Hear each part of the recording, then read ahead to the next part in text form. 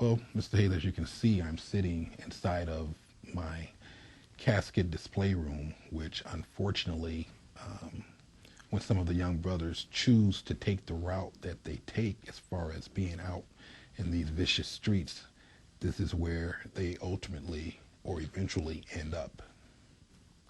I work in the urban area, and unfortunately, the age range for the young men that come through my doors range anywhere from 10, 11 on up to the mid to early 20s, which by any stretch of the imagination is too young.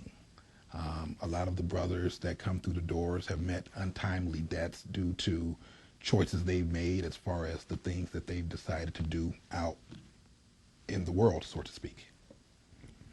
If you come in here due to a violent nature and you had to have an autopsy performed on you, it's not a pretty sight.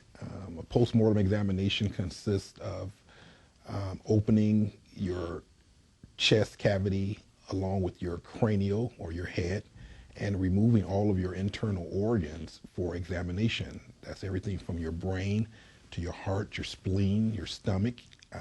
Everything that's inside of you is taken out for examination.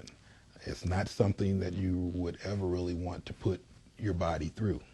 Right now, by today's standards, the average funeral is about $6,500, which in the community that I serve, a lot of the families are not equipped financially for that type of burden, and it is a hardship on most of the families that come in and they've lost a young child to a violent death.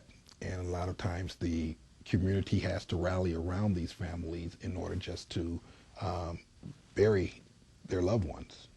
I would have to say it has increased because as we have more and more young black men giving up on themselves, expressing a sense of hopelessness and not pursuing their dreams by way of the educational system, they find themselves with nowhere to go but the streets.